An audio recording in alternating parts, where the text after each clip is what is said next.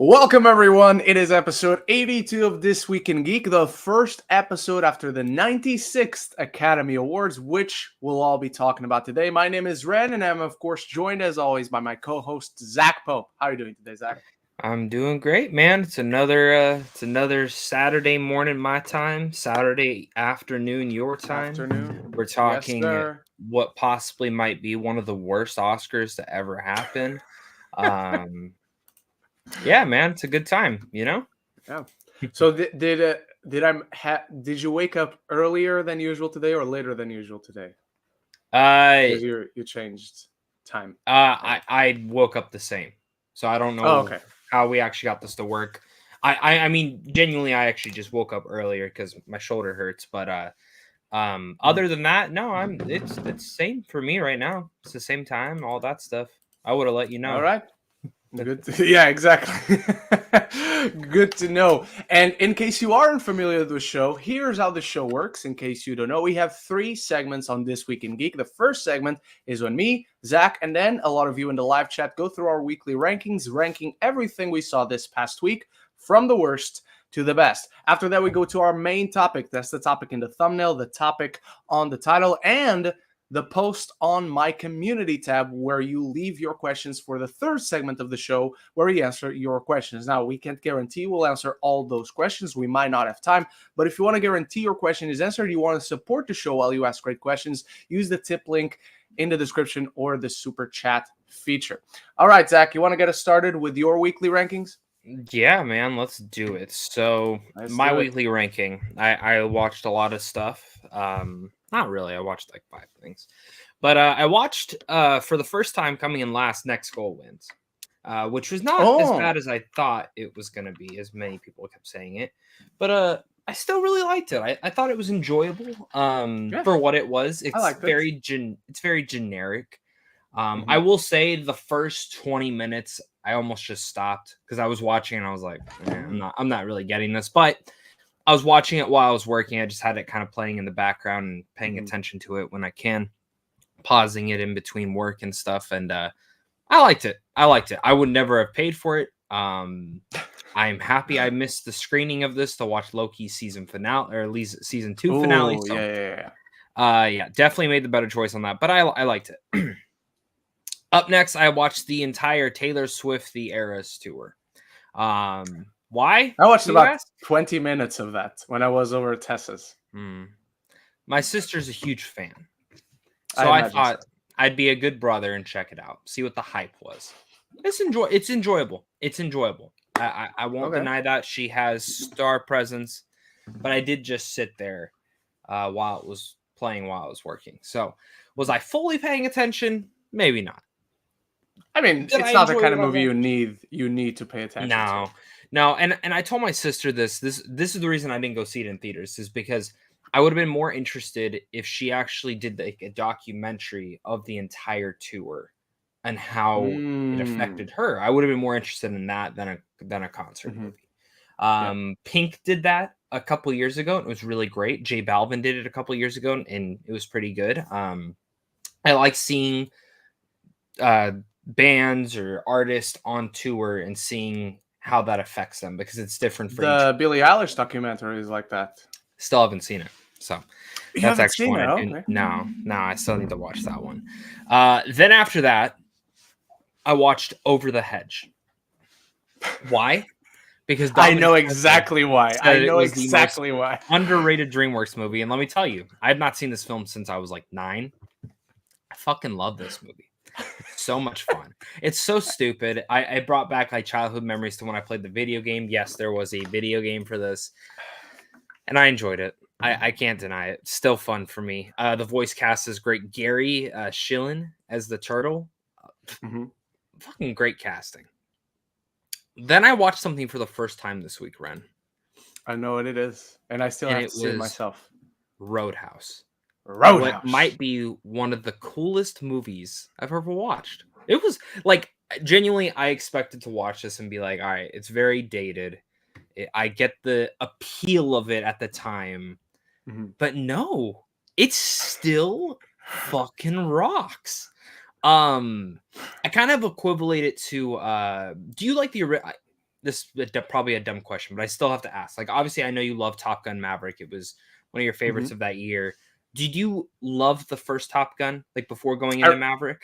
I've always really liked the first Okay. Top Gun, which is why Maverick was so surprising, because I was like, I'm gonna like this. I didn't expect to like love it, because Maverick far out surpasses the original. Yeah, because that's how I feel, is that the original Top Gun's just a cool movie. Like, it's fucking fun, it's cool, but there's nothing really special to it, if that makes sense. Like, there's just this cool vibe to it, and you like the character, and you like what they're doing. That's kind of Roadhouse. Like, Roadhouse is very much that similar taste. It's just a cool fucking movie that you just watch, like, and you just thrive and enjoy, and Patrick Swayze just oozes charisma. Like, that's it. That's what this movie is. But I really liked it. I was very surprised. I thought I was gonna watch it, especially almost rolled my eyes when I saw it was an hour and 55 minutes. Is it the best thing I've ever watched? No. Is the new one probably gonna be the best thing I ever watched? No. But now I understand the meme Roadhouse from Roadhouse. So but my number one of the week is I've been in the mood to rewatch this movie for a while, and I finally did. It was the Muppet movie with Jason Segel. Oh, nice movie. It is so delightful. It's so charming. The musical numbers are great. It's hilarious. It's just a very meta, like, it's one of those movies where you're trying to reintroduce an IP and to a new generation, and it's very meta on that terms, but not in the way where it's like banging you over the head. It's very clever. Nicholas Stoller and Jason Segel's script is really great. I think it sucks that this film did not garnish back the love with the Muppets. Like, they did this, and then they did a sequel, which I never even saw. I was actually going to try and watch that this week, and then they tried doing a show, and that didn't really work. So now they're kind of just the show is really good. The show is really good. I don't care what anyone says, because it's literally The Office with Muppets. That's all the show was, and it was awesome. So, I love that show so much. Yeah, and I just, who's your favorite Muppet? Who's your favorite Muppet? Probably Animal. Okay. Probably Animal. Okay. Animal or Fozzie are my favorites. Yeah, okay. All right. I don't have much on my weekly ranking. I have 3 things. It's okay. Don't ask me why. Now. Exactly. I hate fucking movies. The show is over, everyone. Goodbye. But in the morning today, I got home late last night, so I didn't go to the gym in the morning. So I was like, let me just watch something. And for some reason, I decided to watch the new Lindsay Lohan Netflix movie, and it's as bad as you think. It's yet another. It's exactly as her last Netflix movie. It's a Hallmark movie in Netflix. Dude, I watched. Oh, I forgot I watched this. It's my favorite film of the year. No, it's not, and you didn't watch it. But it's terrible. It is terrible. So keep that way. Another thing that I finally watched, because we only got it released yesterday in theaters here, but you guys have had it for a month, because I think it came out like while I was there. Drive Away Dolls is really fucking good. You are the first person to tell me that. Really? I talked to one of my friends. I texted him and I was like, "Oh, how was it?" Because I saw he watched it on Letterboxd, and he's like, "I'm not even giving it a grade. It's the worst film I've seen in like a year."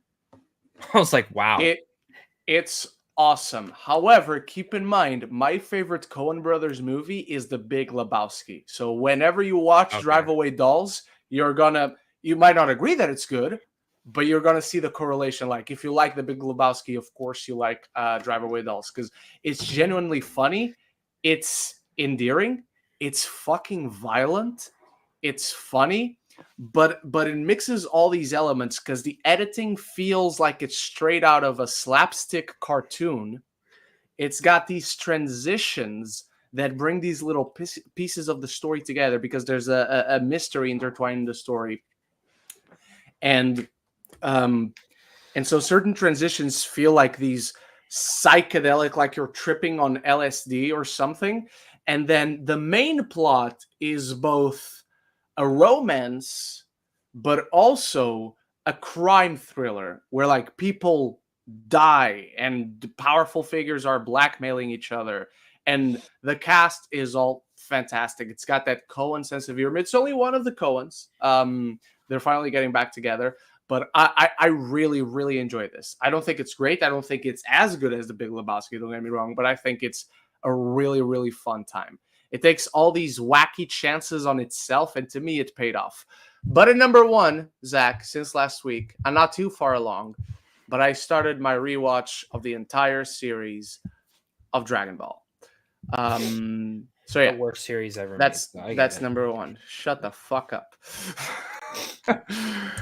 All right, let's get to your weekly rankings, and we start with Eric Thorpe. Number one, Justice League Unlimited. Number two, Slow Horses. Number three, X-Men 94, the animated series. Number four, Monarch: Legacy of Monsters. Number five, Finch. Not sure what that is. And number six, Fantastic Four 94. Very underrated show. GGOP, my weekly ranking. Number four, X-Men 90s animated series. Number three, Shogun. Shogun is really fucking good. Number two, Malcolm in the Middle. And number one, Scrubs. Two shows I have never seen in full. I know a lot about them. I've seen scenes. I don't think I've ever seen a full episode. Tony Movie Chappie. Number four, The Happening. One of the best black comedies. So we're not talking about M. Night Shyamalan's The Happening. Must be another Happening. Number three, Imaginary, which I still haven't seen. Number two, Abbey Elementary, which I'm also not familiar with. And number one, Super Mario Bros. 1993. All right, everyone. And with that, let's get to our main topic, because last Sunday was the Oscars. And we're going to talk about several things on the Oscars. But first and foremost, let's get the obvious out of the way. Zach, generally speaking, awards, what are your feelings on it? Did they all, generally speaking, go to the right person? Was there anyone that stands out to you where, like, that other person, that other movie should have won? No, this was like the first year overall that I was like, I made a lot of choices, like a lot of the technical stuff where it was like either Poor Things or Barbie. I like flip-flopped them on my awards, and I was wrong because Poor Things just fucking took everything, which I wanted it to, but I was like, they'll probably be nice and give Barbie costumes or production design, and they didn't. And not to say this, but Poor Things deserved it. So yeah, it went to the right person. And you know, I know a lot of people did really want Lily Gladstone to win. My wife did. She was pissed. Even though she hasn't seen Poor Things, so I don't think Poor Things would be her thing. The only worst part about Poor Things is my grandmother texted me saying that she wanted to watch it. So I told her not to. Disney but then Plus, my parents that night saw it was on Hulu and watched it, and to my surprise, they loved it. Fucking surprise. I don't know if they're just being nice, because my sister did not like it. She hated it. She thought it was one of the worst things she'd watched, which, like, I understand. It's not for everybody. It's very weird, and but I loved it. I watched it again. I guess, you know what, Ren? I fucked up. I watched it this week. No. But yeah, I wasn't disappointed. The only one that was wrong was The Boy and the Heron winning. That genuinely was the worst. I mean, it's hard for me to say the worst choice. I love The Boy and the Heron, but Spider-Verse deserved that fucking award. Like, top down, top to bottom, there's no denying how great of a film that was. And I've seen some arguments where, like, maybe Godzilla -1 shouldn't have won Best Visual Effects. I would have given it to the creator for sure. I would have given it to the creator too. That would have been my vote. But it's hard to deny, like, seeing how excited they were, seeing it's the first Godzilla film to win. And they did do a lot of cool practical visual effects. Again, I have not seen how the Toho marketed that. I have not seen how the whatever behind the scenes thing there was. Maybe they did something really cool and unique, but like the creator like pushed the boundaries for the future of visual effects. So and on such a small budget. Yeah. And so for me, Godzilla didn't like totally like that didn't piss me off, but like Spider-Verse was the only one that I walked away with a what? I walked away with a holy shit moment with Lily Gladstone and Emma Stone, because I didn't expect that one. I really did think it was gonna be Lily. Usually with SAG, whoever wins SAG, they do that speech and then it just transitions from there. But yeah, I will say also, I went with my gut. I predicted best sound would be Zone of Interest. I saw a lot of other people were kind of surprised that it wasn't Oppenheimer. I'm very happy I went with my gut because it genuinely, as great of sound as Oppenheimer has, the Zone of Interest, as you have said, my friend, without sound, it's missing a character. It would be a completely different movie. So that's one of the few that I was like, oh, awesome to see that they won that. Awesome. So, what about you? To me, also generally everything went exactly where it should have gone. My biggest one is best original screenplay, Anatomy of a Fall. Not that it's a bad screenplay. I've said it before. This is a good movie. It's not a great movie. This is a good screenplay. It's not a great screenplay.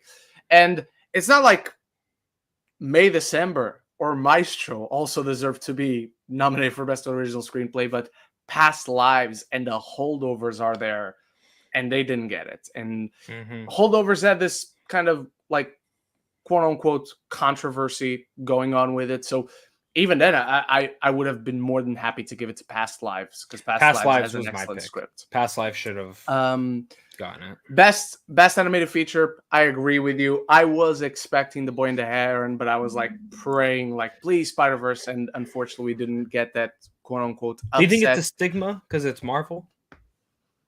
No. I think it was, oh, it's Miyazaki. Oh, it's his last movie. Let's give it to him. I don't have anything to say on the documentaries, on the shorts. Original song, I would have given it to I'm Just Ken. Just saying. There's a world where I would have loved to have seen Ryan Gosling win Best Supporting Actor, but you'll not hear me complain about Robert Downey Jr. winning, because that was an incredible performance. That was a great win, and I was rooting for Emma. I was expecting Lily, but I was a very Gladstone when Emma Stone actually won. Dude, and she looked like she was about to throw up. Like, her reaction was so I think genuine. she was expecting Lily. I probably. I love that. I also loved Killian's speech was great. Nolan's speech was great. Poor Jefferson's speech was probably one of the best of the entire night. And the guy, there's also a great speech from the guy who won. I'm forgetting his name, and I apologize. The guys who won for The Last Repair Shop about music programs. Yeah. Chris Bowers is his name. I know that name, though, so I'm going to investigate. All right, so awards aside, we've discussed awards. How about the ceremony, Zach? Because repeatedly for the past few years, we always want to watch the Oscars. We're always interested in the Oscars because we follow movies. We're hardcore movie nerds. However, when it comes to the Oscars, we always have complaints. 2020, they weaponized the death of Chadwick Boseman to make everyone believe he was going to win, and they placed Best Actor as the final award. Don't fucking do that. 2021, they had, I think it was that year, they had Jane Fonda with Questlove kind of thing. Like 2022 had all this shit. 2023 had all this shit. This is one of the shortest Oscar ceremony, and the ceremony just moved. Kimmel was funny. Generally, everything was funny. There isn't like a big joke that I'm remembering. There's one for me. There was one that I was like, that's the We'll get to that. But generally, really funny, really flow. There was a spectacle to it. There was, as much as everyone is dressed in Gucci and in Prada and in whatever the fuck other brands of fashion there are out there. I don't care. It wasn't a very like pompous ceremony. Everyone was just having fun and feeling good about being there. It was just a great ceremony that brisked by. So even putting the awards aside, no matter how we feel about the awards, and we do feel good about the awards, the ceremony itself, as a show, as an audience member watching this on TV, this is the best Oscars I remember seeing since I started like watching live. I forgot to say, well, 2021, if it wasn't the Jane Fonda thing, we had the Will Smith slap. So there you go. But what did you think of the ceremony in general? How does it compare to others? I'm not gonna lie. Usually, I don't usually like watching the Oscars. I like seeing who wins and seeing their speech, and that's all I care about. So the last few years, it's kind of just been like I've been trying to make an event of it, so I can film my reaction and have a video to talk about it, because that's the genuine way that I like to display my thoughts on the Oscars is how did I react to each winner. And obviously this year wasn't like, oh yeah, you know what I mean? Like I think I had 2 moments where I was like, holy shit. Like the Emma Stone part and then Spider-Verse part. But this year, yeah, no, I agree. This is hands down like one of the best year. It flew by. Like those 3, I love that it started earlier. I fucking loved that it started earlier. That was like the greatest thing ever. At 4 instead of 5, oh, changes so much. I could literally eat dinner at a normal time. Like I finished it, uploaded the video, and then ate dinner, and it wasn't even 8 yet. And I literally was so happy. Usually it's 10 o'clock, and I'm fucking starving.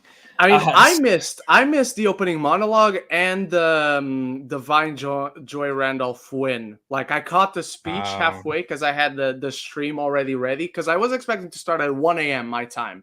And it's like 11:30, and I look to the side to my laptop, and I'm like, Divine Joy Randolph is like holding an Oscar. Like, what the fuck is going on? And I put the sound on, and yeah, it happens. But the only overall it was funny. I love that there was no stupid games. I love that there was no games, no fucking guess this music, guess that. I hate when they do that. There's one thing I didn't like. The joke about Robert Downey Jr.'s drugs during the monologue. I don't know if you went back and listened to it. Oh. That entire joke. I saw the whole thing. Yeah, I hated that joke. It was funny at first. Like when he mentioned it, it was funny, and then he just kept digging. He should have moved right off of it. I see it differently. I see it. There's one part of the bit that didn't work, and it wasn't that it was bad, because I just didn't catch it, where he goes like into the high, and Robert Downey Jr. was into it because him and Kimmel are friends. So, but then he says something like, "Is that a triangle something in your pocket?" Yeah. That's the one that I'm like, what's the joke there? And maybe I'm missing something. Yeah, the very start of the joke, totally fine with. It's the fact that, and even Downey at that point was like, "Come on, like just move the fucking thing along." So that was the one that I was like, eh. And then Octavia Spencer and Melissa McCarthy. I thought it just went on too long. Wasn't bad, wasn't not funny. It was just too long. John Cena though. John Cena was great. You know who was also great? Kate McKinnon and America Ferrera with the documentary. And Steven Spielberg not being in on it. He's so on point, man. He's just oh, so good. I need him to do a comedy again, man. Well, and you know what though? I kept sitting there. I was like, that's why he created the Animaniacs, because he created them, right? Yeah. I was like, that's literally something for at least co-created, at the very least. Yeah. So I love that part. Trying to think. Oh, I will say this. There's 2 other things to mention. Oh, Arnie and DeVito. Who? Arnie and DeVito. I wasn't even going to mention them. So yes, thank you. And Michael Keaton going. Yeah. So there's a shirt. There's a shirt on sale. Someone edited like him going like this, and then the bat symbol shining. That is him. So fucking good. That is a must-buy. I'll send you the link. But the last 2 things is obviously they didn't do clips this year. They had previous winners talk. It's like a double-edged sword. I love what they did. I think that was so cool to see everyone back, but I do miss the clips. Exactly. I wish partially, like, I would not have minded if those segments were just a little bit longer. Like, as they talked about, like, as, say, Matthew McConaughey said something, their clip popped up right above. Yeah. It was 30 seconds. Like, it would have taken another 2.5 minutes for each of the actors. I think I would have been fine doing that to have it. And I think that is the way to do it next year. I actually hope they keep this tradition up. I think it was a very great tradition. Or, have Downey come out and give praise to each of them. All 5. Say something about all 5 of them. And then go into the clips. I think that would be really cool. It's a lot more, but I think it honors and again makes it special for each person. Even when it Exactly. got down to Best Actor, and they're talking about Coleman Domingo, and I'm like, I didn't love Rustin. I thought Rustin was an enjoyable film. He's in Still haven't seen it. He's great in Rustin. He's great, but he wasn't gonna win. So I thought that was awesome. And the last thing, have Al Pacino do every award, every single one. Have Al Pacino do every award as high as he was in that moment. Yeah. Because oh my God, he had smoked something. Do you see what his representative said? I see Oppenheimer. Yeah. His representative said that they told him not to, reread the nominees. And I'm like, first off, I do think that was dumb. They should have just fucking had him say it. Whoever's fault that was. But my eyes see off. Dude, everyone was so confused. Because I thought he was going to start reading off, like... Yeah, exactly. Oppenheimer, past lives. And even you can even tell, like, the orchestra thought that, because the orchestra was like, oh shit. Yeah. It was funny because when I was filming, I was just like, what? I'm like, I'm very confused by this. It was like so anticlimactic. Like, I don't know. It was funny. I was waiting for them to say, oh, my eyes deceived me. It's actually Barbie. She got a big ass. That's from Heat. For those who don't understand the reference, I wasn't just talking about a random. Never seen it. Oh, that's literally a line in the movie. I believe it. No. I've seen the clip. Eric Thorpe, go back to that moment. Look at his eyes. The eyes do not lie, my friend. That man was as high as a kite. I love Al Pacino. And why wouldn't he be? I love fucking Al Pacino, man. He's so good. Dude, he just waddles out on stage. Yeah. Like waddles out like nothing. We forgot to mention the Emily Blunt reaction. The Emily Blunt Ryan Gosling thing. That was really fantastic. That was great. So I can't wait for exactly. I'm see them right now. Mm-hmm. I'm actually really sad I didn't go to South by now. Like, I'm actually really sad I didn't know we were having a screener here last week because I had friends who were at a screening and I'm like, I didn't know this was fucking happening. What the fuck? Yeah, they really believe in that fucking movie. They rightfully really so. Like from the trailers, rightfully so. Yeah, like every person I've talked to is just like my friend saw it last year, and he was like, "Dude, it's fucking great." Also, you know how know some people who have seen Godzilla. We obviously won't say the reaction. I just got my invite yesterday for it. Nice. What day is it? 27th. Nice. I have two friends who also saw it. Ooh. They had the opposite. Way on the spectrum. Okay. Very mixed. Interesting. Very mixed. Okay. That's at least what they told me. They're like very When mixed. do you see it? The 26th. The day after my birthday. Mm-hmm. So yeah. I'm pretty sure it's the 26th. Yeah, the 26th. So I'm getting a lot of dates because I think Ghostbusters is this week. I don't. Good. I got on Tuesday. I have Love Lies Bleeding and Civil War, and then on Thursday I have Ghostbusters. Oh, you have Civil War. I have Civil War, baby. Oh. I got it out of nowhere. I never even asked for a screening because I didn't even realize it was about to come out. So it's A24 though, still, right? I'm just curious. Like I'm not sure on the distribution. We have another.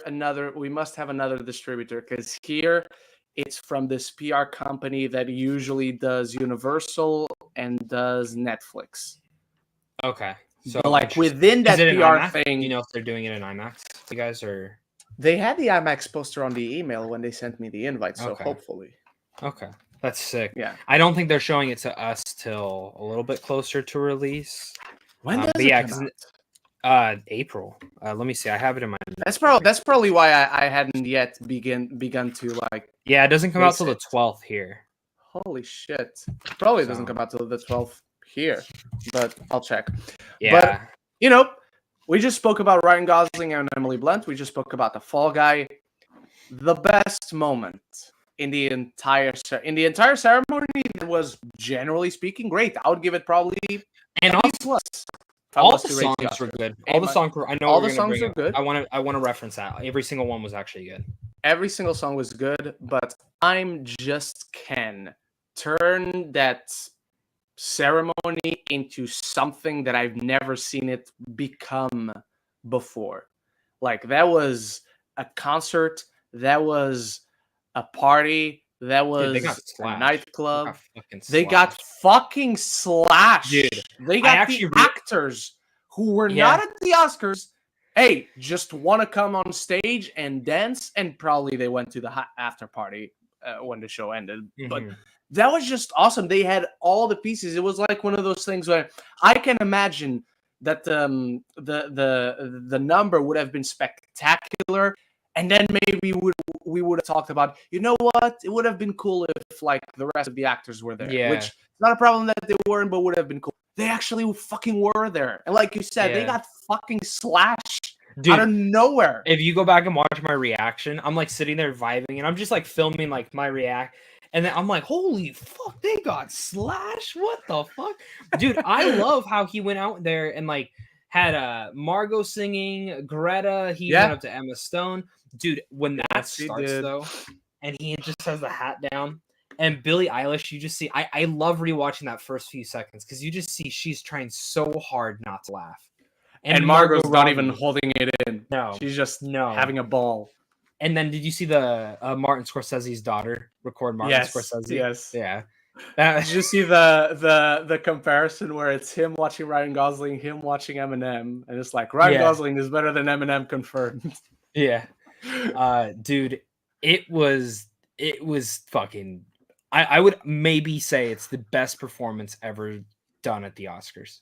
100%. Like musical performances, 100%. Like Yeah. it was the whole package. Ryan Gosling is the whole package. Like the dude is a fucking star. He can dance, he can sing. Limited He's your range, favorite actor, but he can right? sing. He's your favorite. He's my actor, favorite right? working actor. He's my favorite Okay. working actor. Yes. Who's your favorite actor of And all time? Daniel Day-Lewis, the GOAT. Overrated. Fuck off. No, I'm being serious. Overrated, man. Phantom Thread fucking made me not like the man. I watched that movie. There I'm will like, be what the fuck? blood.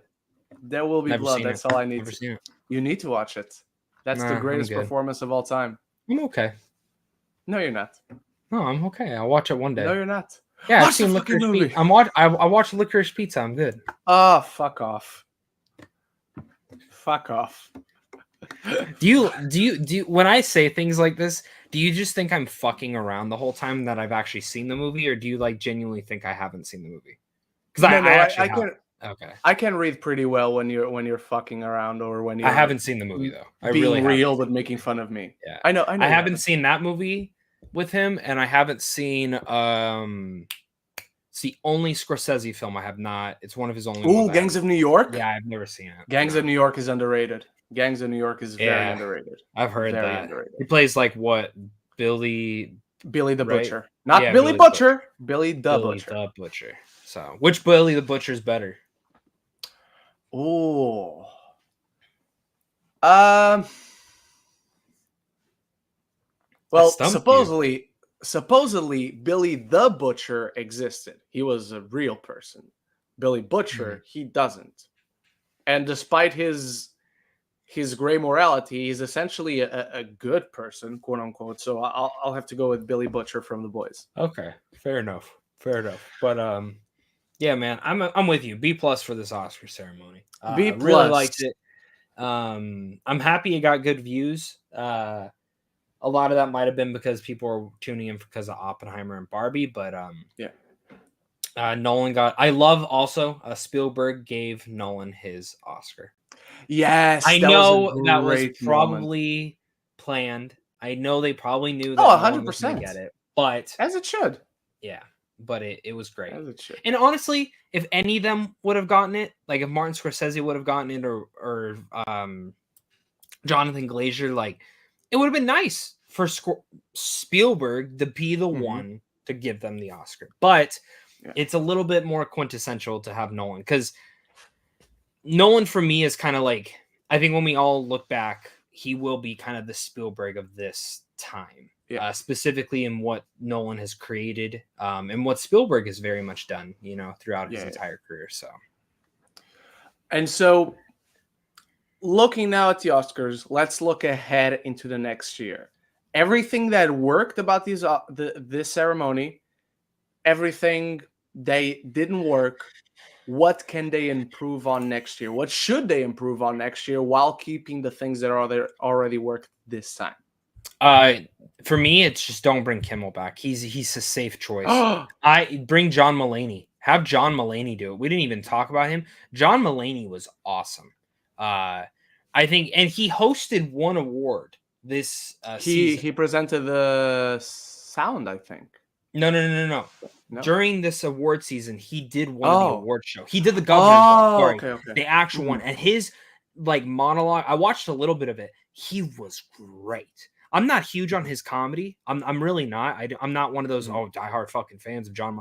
He is great. I think he would fucking kill. And what I will give credit to is how a lot of people, even Kimmel did this still. They shit on some mediums of film. They joke about the length. They do the cat, like he even made a joke about animation. John Mulaney. I will say this: the animation dig I did not like. I thought the length joke was in good spirits. Yeah, for the most part, it's Didn't just bother me. I've seen it all the time. Like it's just the same shit. But Mulaney's speech at the governor's, that's what like sold me like months ago that he should be hosting. Maybe he's afraid to get slapped. I don't know. Like, but I just Kimmel's just so safe. We've had him so many times. But I'll tell you, he's equally safe as he is good. Because not only is he a great host, he's a great interviewer who can understand, like, okay, let's take it back. He knows how to take control of the situation, but he's also very disarming because he's such generally good buddies with so many of these celebrities. You know who else I would like? Stephen Colbert. I think Stephen Colbert. Stephen Colbert. Would be so good. He did. I saw him host the Lord of the Rings panel at Comic-Con. Back in 2 years ago, and it was like almost an hour, almost 2 hour panel because they went through. He literally interviewed every single character, every single fucking actor. And he was honest. He's like, I've never met most of you, so this is gonna be very interesting. And he kept it so smooth and so fast. And God, and that whole Nolan bit that he did, he would be so good for this. I would love. I would love to see that. Or bring James Franco and Anne Hathaway. That was a great year. God. Oh, you know what? Bring back Hugh Jackman. He was a great host. Yeah, he was a great fucking Who else host. Would you like to see? Someone who's never done it before.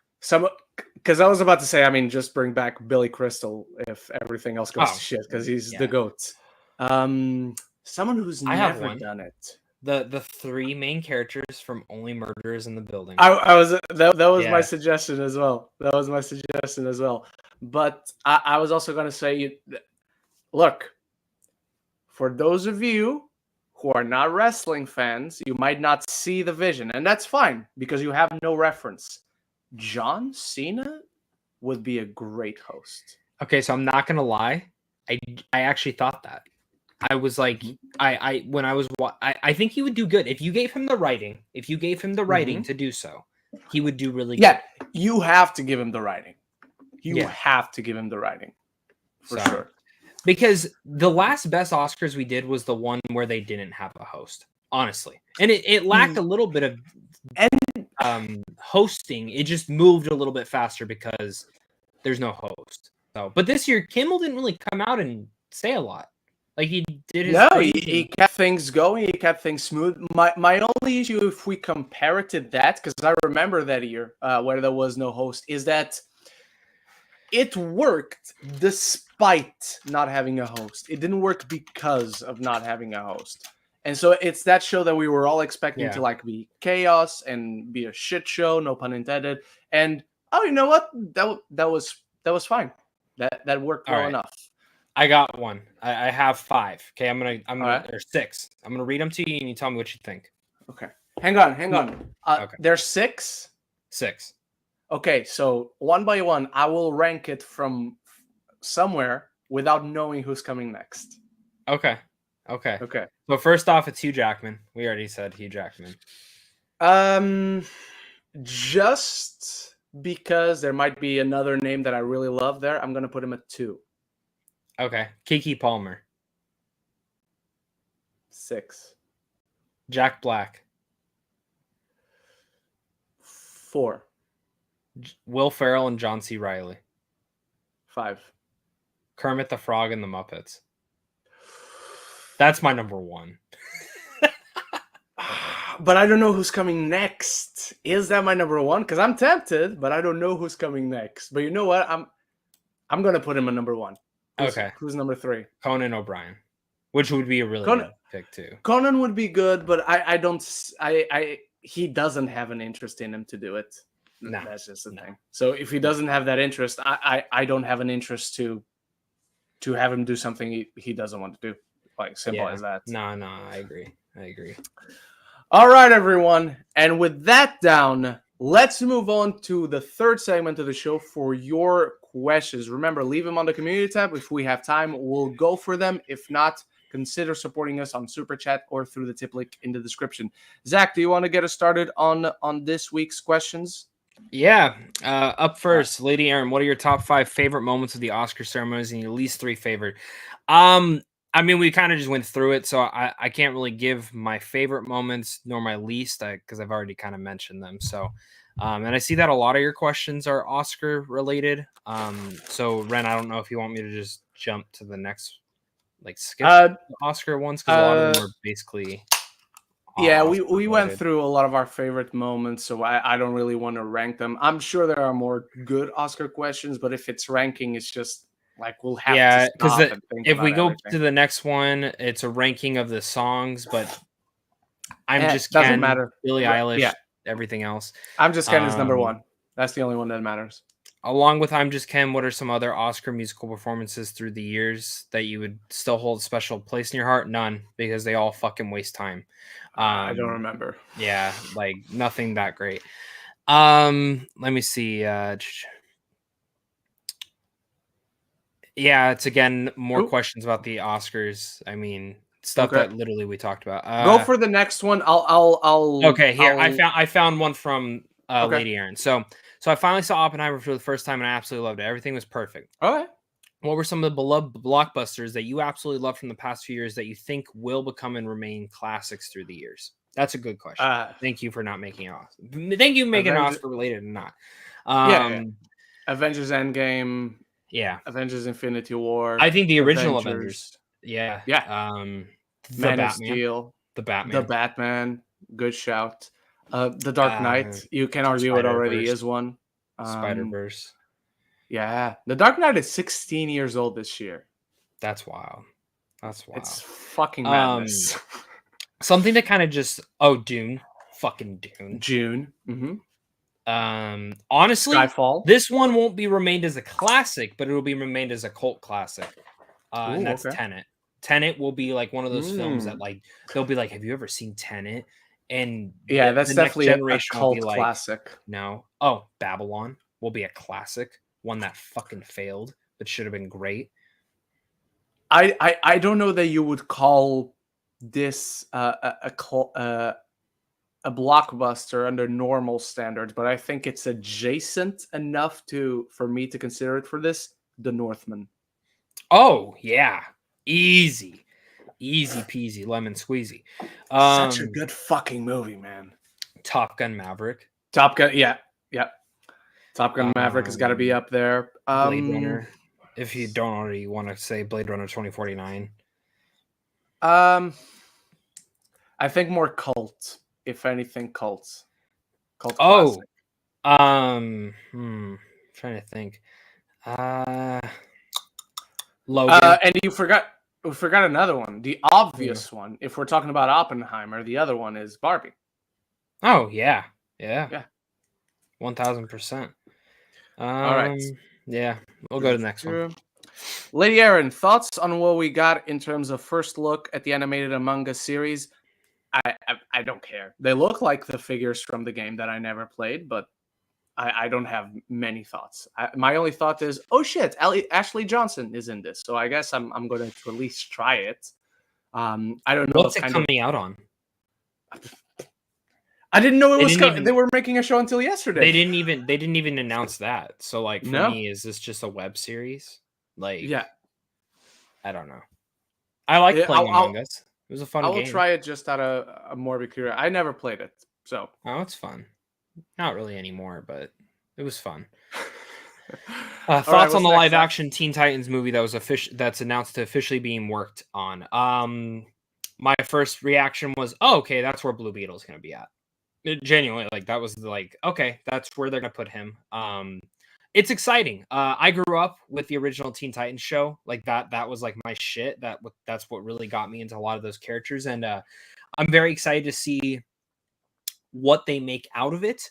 Interesting enough, the writer of this is the same writer of Supergirl, so James Gunn must have really liked what she did with Supergirl. So yeah, I mean nothing else to really be talked about here, other than Blue Beetle's probably going to be in it, Yeah. and we better have fucking Beast Boy in it. But I'm a little worried we won't. Like, I'm worried that they're gonna sideline Beast Boy and put Blue Beetle in it instead for that character. But I would think Blue Beetle is the cyborg replacement. Oh, okay. I'd actually. Yeah. Would you be okay with that? Yeah. Okay. I mean, let me answer the question myself first. I do not care about the Teen Titans. I've never cared for the Teen Titans. So it's only a matter of, is this movie going to fucking make me a Teen Titans fan? Because no show, no movie, no comic up until now has made me a Teen Titans fan. And I like all these individual characters. I mean, then again, I do like a lot of the the Teen Titans characters in Injustice, but they're all just Justice Leaguers, not Teen Titans. So I don't have any thoughts on this. I'm just like, okay. But I hope Nightwing is there. That will be an incentive for me to go see it. See, that's my thing. I've always believed that this new Batman that they're making Brave and Bold is going to have the entire Bat family in it. And Nightwing will be introduced there, and then they'll bring him over to Teen Titans. I really, really hope so. I really, really hope so. Same. All right. I lost my footing. What's next? Thoughts of Ki-Hu Kwan finally getting a lead role for an upcoming action thriller called With Love that will release in February of 2025. Hell yes. Yeah. Cool. I mean, awesome. I don't know what the movie is about. It's but it is like, it's like one of those things like get a stunt choreographer to direct the movie. So, which is awesome. So, for sure. Can't deny that. All right. Here we go. With Emma Stone already starting to work on Ari Aster's it's done. Her work is probably done at this point since the movie is releasing in 3 months. 3 months, yeah. Well, no, aren't they doing another movie already? See, yeah. But the question is about her starting to work on the movie that's getting released. So the work there is done already. Which project are you looking forward to more between Ari Aster's new movie and Yorgos's new movie? Zach, do you want to try and fucking guess which one I'm looking forward to the most? The one who I've loved his past 2 movies, or the one that has made one good movie that I liked. Yorgos, man. Yorgos. Yeah. And sorry, before you go. No, you're good. And before The Favorite, I felt very much about Yorgos Lanthimos the way I feel right now about Ari Aster. So for all I know, the next Ari Aster movie is going to be like, oh no, this guy is fucking great. For all I know, that's how I'll feel. But right now, I'm not an Ari Aster fan. I think he can be good. My favorite tweet this week was someone quote retweeted the announcement of Ari Aster's new film and said, "Please be normal." I fucking die because I'll say this: I've either really liked or fucking loved Ari Aster's movies, and it's the same thing with Yorgos. I'm really much on their wavelength. I would rather see, if you're asking me between Kinds of Kindness or Ari Aster's next film, I actually might be weird enough and say Ari Aster's next film, because Kinds of Kindness is an anthology film. I am not a fan of fucking anthology movies. I was not a fan of the Buster Scruggs film. I was not. Never seen it. Fucking put one out there. I've not been a fan of it. Hopefully Yorgos can prove me wrong. Hopefully I can like that one. But I'm already like not against it, but more of like, my excitement's not as high as I wish it would be, even though Yorgos is like one of my favorite directors working right now. Ari Aster, you got Joaquin Phoenix, you got Pedro Pascal, you got Emma Stone. The cast goes on and on from there. It's a Western. I mean, can he make it weird? Probably. I don't know. I'm sure he can find ways. I'm sure there's a penis monster in it. So. Yeah, exactly. All right. What's next? Thoughts on the first trailer that we got for the Crow remake? For me, I have not watched it. I saw 20 seconds of it. Visually looks awesome. Which I think we've talked about, like, because of the director and who's doing it. Did you do a thumbs down? No, I just have my arms crossed. I didn't do anything. It just did it. Read my mind. Yeah, it looks cool. That's my answer to the question. Yeah, I didn't really care though. This film's been in development hell. So look, I like The Crow. It's the kind of story I like. It looks violent and nasty, but it feels like a try-hard version of The Crow. And visually, like not only the color palette, the color grading, the shot composition, like the sets, like the like limbo or afterlife kind of setting that he sees himself in, the city where he lives, the places where he goes, where we see him having battles, like the place where he lives with his girlfriend. It's giving me Max Payne starring Mark Wahlberg vibes, like very strongly so. That's all I could see. That's all this reminded me of visually.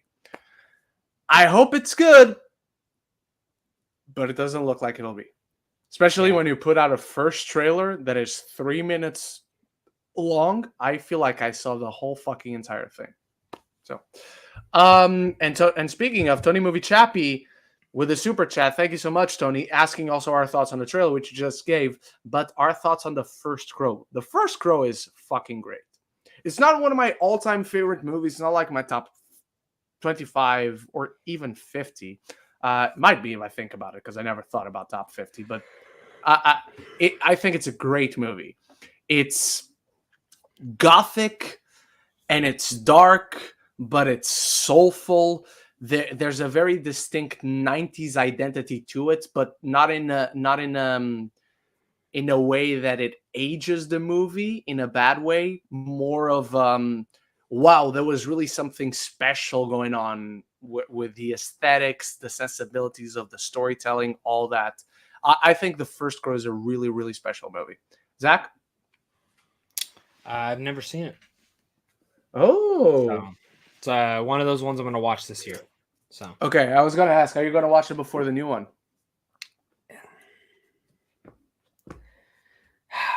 I want to, and I should. But I'm also worried if I do, that also gives me judgment more towards the new one instead of just judging it on its own. So we'll see. All right. I may not. All right. Just out of time. Lady Aaron, if you could go back in time to a few past Oscar ceremonies and change an award in which you give the award of any category to a different person or a different movie, which year would you go back to, and which award winners would you change? Zach, do you want to guess my answer? La La Land winning Best Picture. Amen. It wouldn't have lasted 2 minutes. It would have lasted a lifetime, as it rightfully should have. If not La La Land, Arrival was the second choice. If not Arrival, Hacksaw Ridge was the third choice. If not Hacksaw Ridge, we have more and more choices before we get to Moonlight, is my point. Anyway, which one would you change? And I really like Moonlight, by the way. Don't get me wrong, but it wasn't even... That was a really great year. Just saying. That was a fucking... That was a good year. And it's such a great year that Moonlight wasn't even like the second choice to win the Oscar for me. Or the third. What year would I don't know, honestly. There's so many, but now I'm just like... Oh, you know what? If I had to, I'd go back to the year Matthew McConaughey won, and I would give it to DiCaprio that year, because I still think that is his best performance. Chance. And I absolutely think who won best director that year? Because I still think Martin Scorsese should have won for that year as well. Oh, wasn't it the guy who won Dallas Buyers Club? Didn't he also get best director? Did he? 20. Oh God. What is Oh it? God. 13 Oscars nominee and winners. I think was it this year? Maybe. No, maybe it's 12.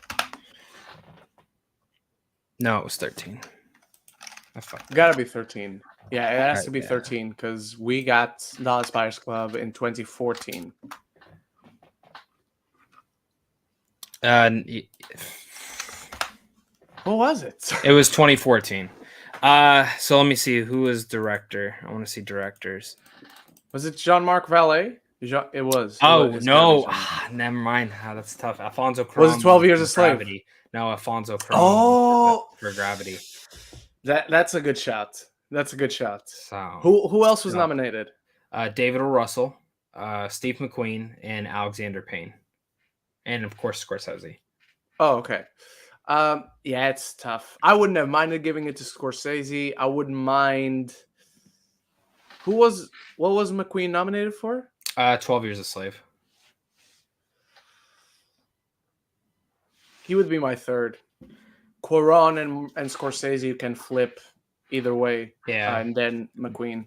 But yeah, for me, and then if I want to change that, I give the Oscar to Michael Fassbender for the year for Steve Jobs instead of DiCaprio. Because that was the best performance of that year. No. I gotta disagree with that one. Because I love that Oscar went to DiCaprio. Oh, I mean, he's great in Revenant, but dude, that Steve Jobs fucking. I'm surprised. Oh, because it was. Never mind. What I was gonna say. All right, what's next?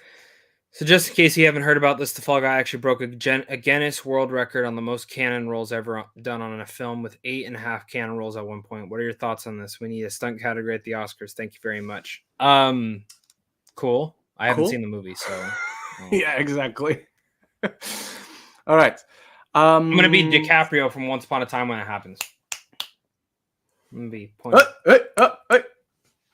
The next one is an Oscar ranking question. Ranking the ceremonies. I would have to pause the show, go watch at least like 5 ceremonies, and get back to you on it. So, Andrew Seif, what are your thoughts on the X-Men 97 creator being fired by Marvel only a week before the show's premiere? So, don't post this your came out. Kids. Yeah, don't post dick pics. Don't have OnlyFans when you work with a company like Disney. Yeah, I've seen arguments saying, "Oh, like MCU." We also don't know if that's the reason either. By the way, that's true. It's likely. It's fucking likely. But I've seen people say like, "Oh, MCU actors and actresses like they have sex scenes in movies outside the MCU." Those are movies. Sometimes those movies are even for Disney. So you're not like, it's not the same thing. If I have a sex scene in a movie and then go on my Instagram and post a dick pic for everyone to see, it's not the same fucking thing. Remember when the guy who played Darth Maul? Remember when he did? Yes. I remember going through Instagram like, what the fuck? Not the lightsaber you wanted to see. No. And you know what's funny? I don't know if I've ever said this, and I'll say it publicly. So I went to like a toy store out here, and they do, celebrities come by and autograph. And the guy, any of the ones we went to?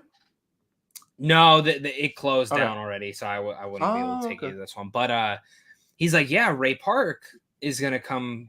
Was supposed to come next week, but he posted a dick pic. Well, no. So he was like, but he's gonna be filming something for Star Wars. Like that's deliberately what he told me. I was like, oh, I know where you're going to. And I shit you not, then that dick pic got posted, or the girl sucking on his dick, or whatever the fuck it was. I think that's what it was. Guess what? He showed up. With the girl? No. Yeah. Something happened. Something changed. She was under the table.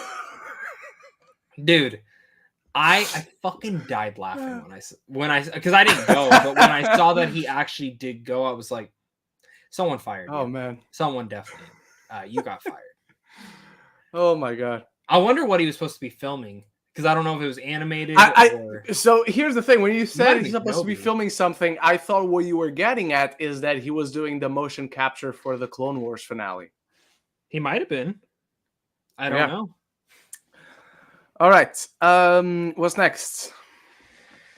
What are your thoughts on the Batman 2 being delayed to October 2026? Well, when I saw that happen, Ren, I was on the 6th floor of my office building. That's a lot of I looked floors. out the window and I thought, not today. Because I need to see this. Matt Reeves, take your time. But Jesus Christ. It'll have been almost 5 years since the last one. Yeah. Right? 4.5 years. 4.5 years. Yeah, 4.5. Fuck, man. Yeah. I don't have a lot of thoughts, but I have a lot of feelings. Sadness, frustration, hopelessness, the urge to go out in the night dressed like a bat vigilante and punching criminals in the face. You know what I'll give pros to this though is, and this is hopefulness. I hope that means that they're filming 3 back-to-back. Or at least close to back-to-back. I would love that. I would love that. And honestly, I would not be surprised if at Comic-Con they announce it. If it's happening. Yeah, because what did come out in that announcement was that Pattinson was signed for 2 more. Like, that was definitive now. Which before, I think it was like a 1-picture deal, and we'll see where it goes. And then obviously one blew up. So knowing for the fact that he is signed for at least 2 more, which is all I want. I just want a trilogy. That's all I want. Yeah, we're cool. All right. What are your thoughts on Neve Campbell returning to Scream 7? So, to me, there is not an easy answer. Because on one hand, if we just look at in isolation, Neve Campbell coming back to Scream, Kevin Williamson directing, these are 2 things that if right after Scream 6 you suggest this to the fans, everyone will eat it up. But this comes as a fallout, a ripple effect, if you will, of the treatment of Melissa Barrera, of the exit of Jenna Ortega, of the mishandling of talent, really, by Paramount and Spyglass. And by the way, let me just point this out. As of this moment, at least, I haven't seen anything about it. For all we know, the twins are coming back. So I just want to put that out there.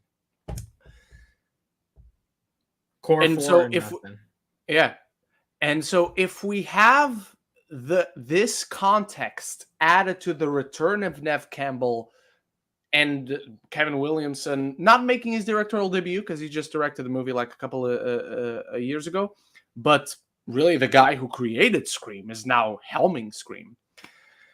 Not only am I disappointed in Neve Campbell, not only am I disappointed in Kevin Williamson, but at the same time, it means, they can now pay Neve Campbell what she wanted, what she deserves, because they don't have to pay Jenna Ortega. They don't have to pay Melissa Barrera. And at the same time, it's interesting that they're coming back, because how do you swerve like the story in this other direction? I imagine Courtney's coming back, though, right? I imagine so, because she would have come back with the others. She'll come back. Patrick Dempsey's probably coming back. Neve Campbell. Yeah. He was just in a Scream ripoff this past year, so he naturally upgrades to Scream. It's to Scream now.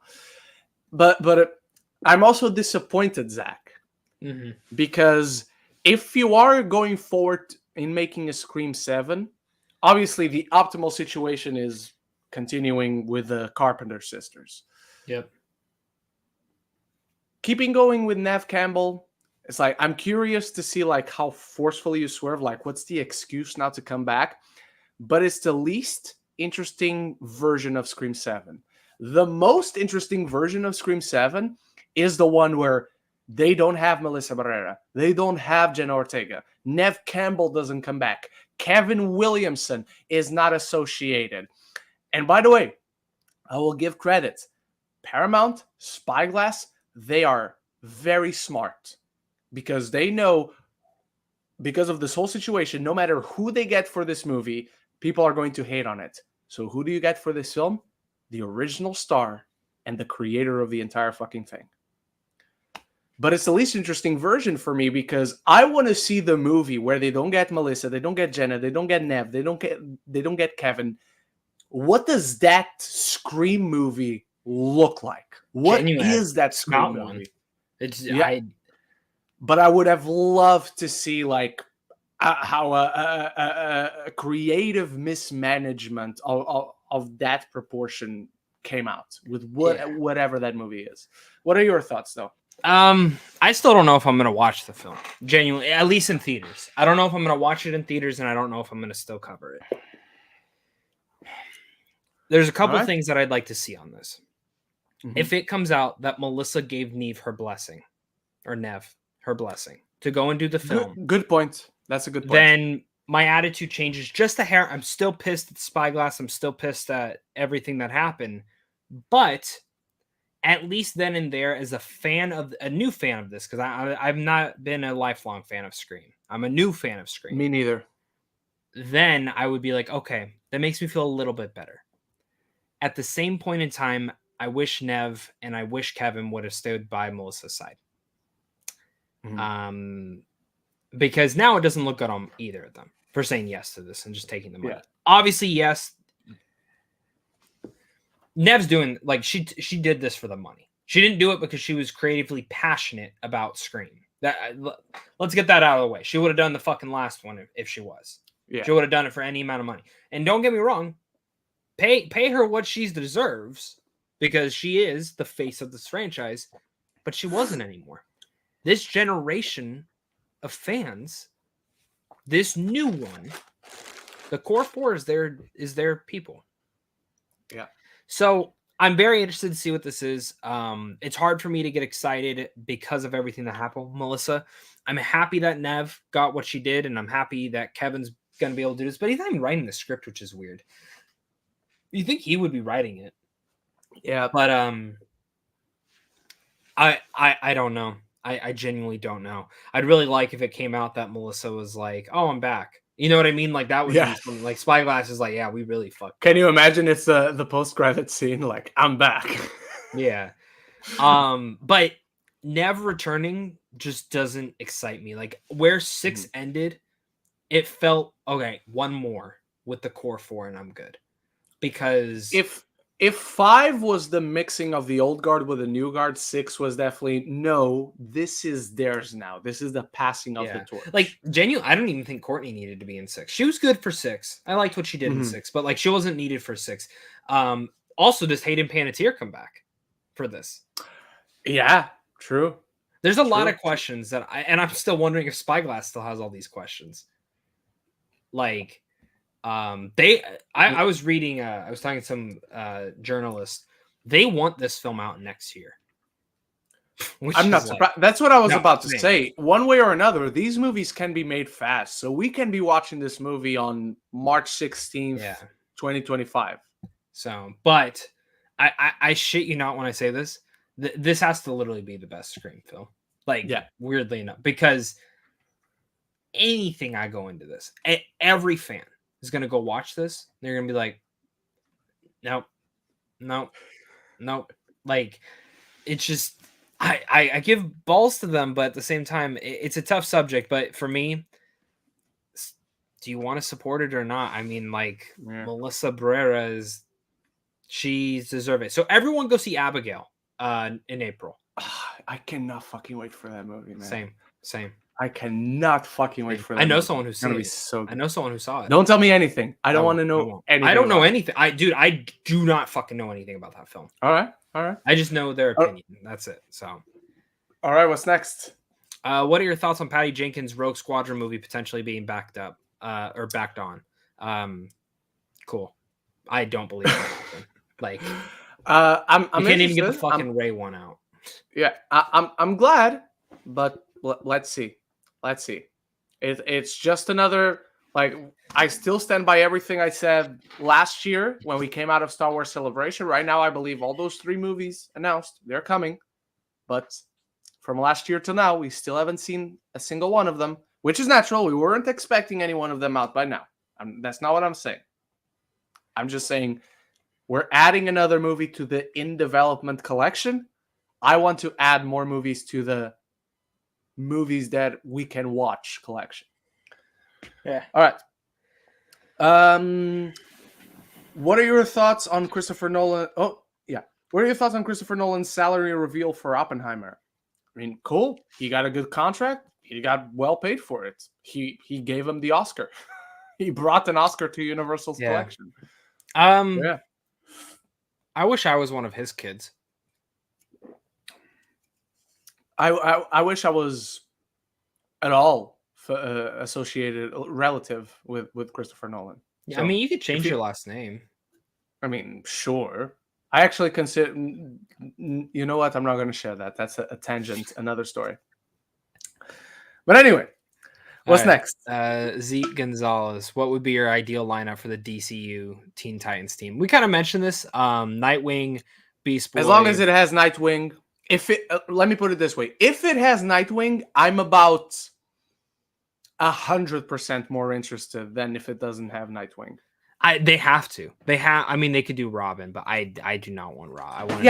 I'm saying Nightwing, but Nightwing. Honestly, Robin. For me, I mean, I really want Blue Beetle in here. I could be wrong. Blue Beetle could not be in this at all. It could be a Booster Gold thing where that's where he shows up at. But the one character that I actually want in here is Raven.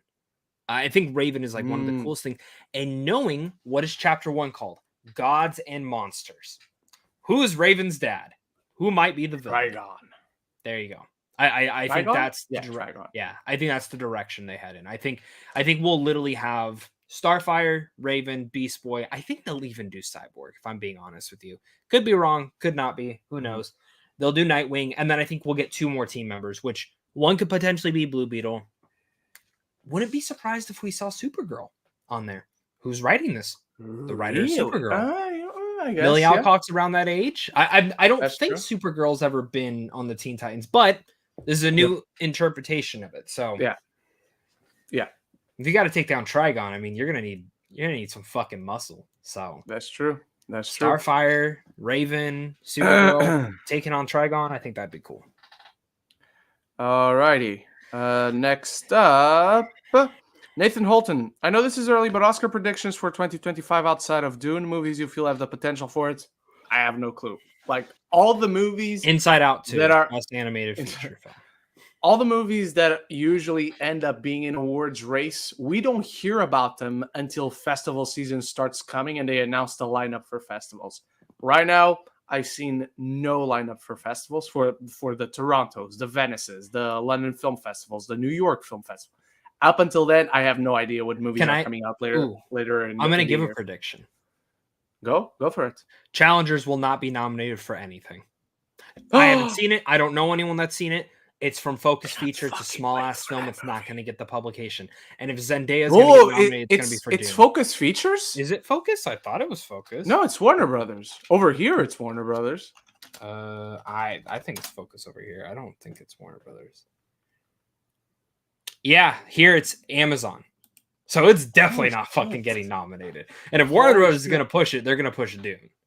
But you know what? That's only one of 2 Luca Guadagnino movies we're getting this year, which makes me very happy. I didn't know that. Because Challengers was supposed to come out last year. Don't forget that. Yeah. So there you go. I don't remember what the other one is, but I know that there's information about it. All right, what's next? Thoughts on the Fall Guy and Civil War reviews? Awesome. Couldn't be more excited for both of those. Haven't seen the movies, haven't seen reviews. Oh, so I have no thoughts. There you go. Nathan Holton, are you excited for Ghostbusters Frozen Empire? I've seen barely any marketing. I've seen a lot of marketing. I'm interested. I wouldn't say like I'm excited. I wouldn't say this is one of my favorite franchises because so far I've liked one Ghostbusters movie, and it was the last one that came out. No, it was the female one. No, the last one. No. I did not like that movie, but I also didn't like the original, so I'm weird in that way. Actually, let me say I didn't care for the original. I was indifferent to the original. Okay, Ren, As much we get it. as much as I was indifferent to the female one. Yeah, just Neither like a one lot of us them are don't care terrible. for the Avengers anymore. So you know, Exactly.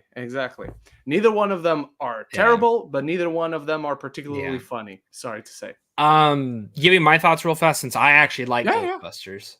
I'm not excited for this at all. A lot of that is, and this comes from someone I fucking loved Afterlife. I loved it so much. I'm not excited. I've seen one trailer. I know they've had a bunch of other marketing. I've just kind of stayed away from it. This should be right up my alley. I liked the animated show as a kid. They said that they're heavily inspired from that. It's from the director of Monster House, which is one of the most underrated animated films. But it just doesn't look good. Honestly, I hope I see it next week because I'm going Tuesday. I hope I go in Tuesday and be like, wow, that was awesome. I don't think I'm going to. I hope I'm wrong. But I think my biggest grievances towards this is why the fuck is McKenna Grace not the main character? Yeah. Like, is she not? Like, no, who is it the main looks character? like Paul Rudd. Looks like fucking Paul Rudd is. Which, okay, if you do Paul Rudd, Carrie Coon, Finn Wolfhard, and McKenna Grace, and you're just marketing because Paul Rudd is the marketable star. Yeah. Okay, fine. If I go into the movie and see that, I'm fine with it. But I loved the approach with the kids in the last one. I loved Carrie Coon in it. I thought she was phenomenal. I thought Paul Rudd was great. I loved how they brought everything together. It was nostalgia for nostalgia, but it was just the right amount. This feels like one of those, let's make another movie in a franchise. I really hope I'm wrong. I know Reitman had a big hand in the script, so I'm hoping that it's just the marketing. I really hope it's just the marketing on this one, man. That's just not exciting me as a fan. So take that as what you will. All right, what's next?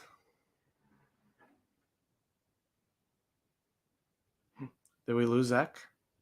We lost Zach. No.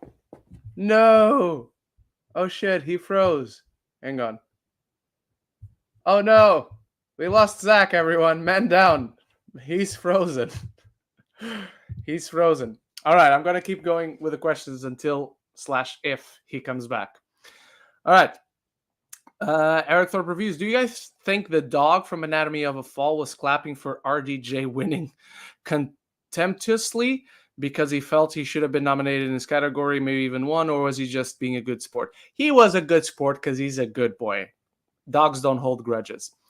Oh shit. Hang on. I lost my place. Here we are. Yeah. Okay, so Zach is off. He should hopefully be back. Eric Thorpe reviews.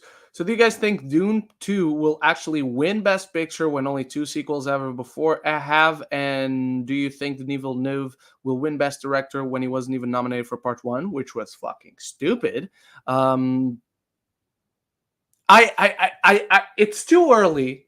It's too early for anything, but it's particularly too early to try and predict a winner.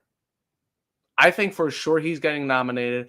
I think for sure he's getting nominated for both Best Picture, Best Director, because I think Warner Brothers also wants to keep him around to say, "Hey, come do Dune Messiah for us." So they're going to push extra hard, not only to please Denis Villeneuve, not only to make up for the fuckery on Dune Part 1, but also because Dune now came out in March. It was supposed to come out in November last year. Now it came out in March, so they need to push extra hard to keep the awareness up for Oscar voters. So I don't see a world where he does right now. Again, it's too early for anything really, but particularly for winners. In terms of nominations, I can really see him getting the nomination, as he deserves. Eric Thorpe reviews. And Zach's back. I hate life. Hello, sir. Hey, my power went out. How are you? Oh no. I'm fine. Yeah, my power went out for a second. So here I am. All right. So here he is. Thoughts? You're going to start us off with this one. Thoughts on Pierce Brosnan endorsing Cillian Murphy as a potential next Bond? What do you think? Trash. No, you know what? If you were doing kind of a throwback to old school Bond, I think I'd be okay with it. But that's not what they want. So, yeah, he wouldn't be my number choice. I like him enough as Bond. I buy him more as a Bond villain, but also you're not going to start your new Bond franchise with an actor who's almost 50. Daniel Craig was 35. He was on his way to 40. Yeah, and, even though he looked look how 50. long he lasted. Yeah. He didn't look 50 in Casino Royale. Come on. That man has looked 50 since he was 20 years old. Oh, come on. I hope I look half as good as that in my 50. All right. Now that Nolan is a bona fide Oscar winner, how many more stars are going to want to work with him in his next film on top of all the ones that already do? Who do you think will be a big star that hasn't been in one of his films yet that you would like to see under his direction? For the third time today, Zach, do you want to guess what fucking actor I want to see working with Christopher Nolan? I think you want Ari Aster to work with him. I think you want him to write the script. So Sure. No, Ryan Gosling. Yep, that's got to be the one for me. 100%. It's great. What about you? Jake Gyllenhaal. Oh, I like that. I'd like to see Jake in terms of like more stars wanting to work with him, even before the Oscar, the entire fucking world wants to work with him. So I don't know how many more people like you can add to that collection where, okay, now he has an Oscar. Now I will work with him. I don't think there's anyone out there like in the industry like that. I want Nolan to go through the entire Avengers original lineup and get them all an Oscar. Oh. And then you finally do Avengers reunion after that, where every single one of them has an Oscar for sure. Yeah. I agree. I was about to say I'd love to see him work with Scarlett Johansson, but he did in The Prestige, so bring her back. That's true. But give her a bigger role. Yeah. Which one would you like to see him work with next? Like as the lead out or of the original least, six, big supporting. Out of the original six. It's tough. He's for done me Iron Man. He's done Black Widow. It's tough for me not to say Ruffalo, but I'm gonna say Hemsworth.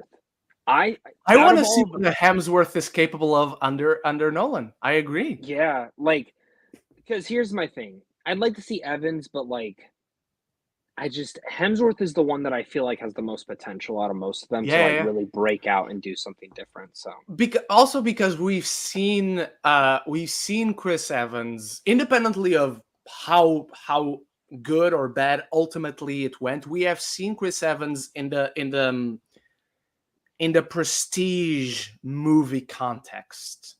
We haven't seen Chris Hemsworth. You might argue we're about to see him in Prestige movie context in Furiosa, but I'm saying like the classic Prestige movie. Yeah. All right. Jacoby, what are your thoughts on this whole controversy about Emma Stone beating Lily Gladstone for Best Actress? It's not really a controversy. I've seen some dismiss Stone's performance scenes as being too showy and over the top by comparison. Why is that a bad thing? The performance is meant to be showy. It's meant to be. I'll tell you this: it's not an Oscar bait film. What other Oscar bait film has someone say, "I want to vigorously jump up and down"? Yeah. Like furious jumping, jumping, lots of furious jumping. I don't see any controversy about like. Does anyone want to present me the argument points about how Emma Stone's performance is not fucking spectacular? Because Lily Gladstone, she's great in Killers of the Flower Moon. I will tell you right now, she was not my biggest takeaway as soon as I saw that film in terms of performance. She stood out because I had never seen her before. So I was like, oh, this is a really good actress. Everyone is right in saying she is really good. She's going to get awards. The best performance in that movie is Robert De Niro. Like he's the best he's been in 20 fucking years. I don't agree. I agree with you on that, but I still think she's better than him. I think she gave the best performance. That's fair. I just thought there's a big stretch of that movie where she's lying in bed, not doing anything. And I'm not saying this as a criticism of her. This is a criticism of what the movie does with her character. Like, she's there doing nothing. And this is a long fucking movie. So she's in bed, not doing something for like a whole fucking hour, if not more. All right. Luis Feliciano, thoughts on the In Memoriam? Heard it got slammed for missing half the list. Couldn't read the names and showcasing dancers, not focusing on the actual people who passed away. I mean, what is half the list? Who has the list? I don't have the list. I wouldn't memorize all the names. I didn't think the dancers took away the attention. They were very much on the background throughout the whole thing. You notice dancers were there, but they were not like the main part of the show. I really love the In Memoriam. Not only did they play a fantastic song with one of the greatest singers in the world. Apparently, Zach, I found out because the song came up on my Spotify yesterday. Hans Zimmer made the composition. The instrumentation is Hans Zimmer. I thought it was beautiful. I thought it was really, really I just thought great. of Step Brothers. What do you mean? When they're singing? That's the song he sings in Step Brothers. Did they sing Time to Say Goodbye? I don't even remember. Oh, shit. It's at the Catalina I didn't wine even- mixer. Oh, my God. I did not even remember that. But yeah, the In Memoriam was fantastic. What about you? What did you think? This is good. They missed Lance Riddick and Angus Cloud, but those are the only two that I noticed. Did they miss Lance Reddick? Was Yeah, Lance he's Reddick not this in it. past year? Holy shit. Yeah. Holy shit. Yeah. Wow. All right. Dominican Scott, where should have Fox ended the X-Men? Mine is still Days of Future Past. If you're asking where should they have ended it, like just looking at the movies they made, probably Days of Future Past. Logan, and then did Deadpool on its side. Logan is also a good shout. Yeah, I can see that. If not that,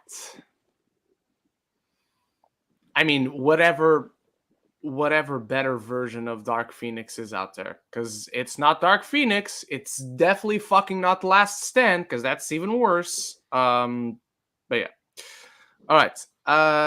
Have you purchased James Cameron new 4K physical media? I have not. I don't even know what we're talking about specifically. Zach?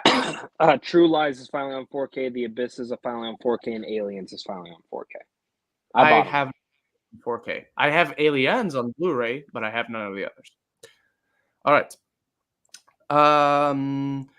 Did you watch the new Crow trailer? Yeah, we did. We already talked about it.